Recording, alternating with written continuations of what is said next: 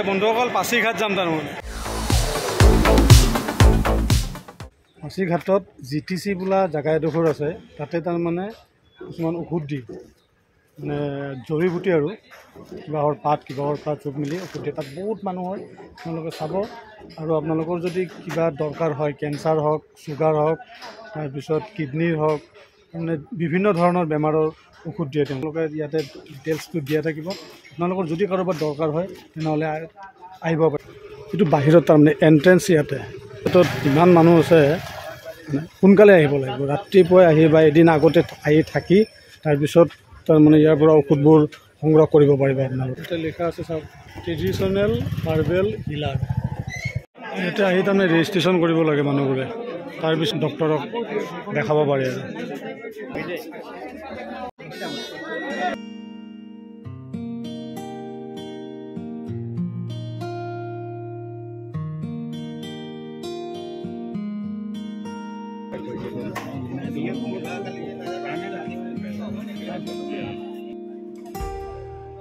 তেখেতসকলে ঔষধ বনাই আছে তাতে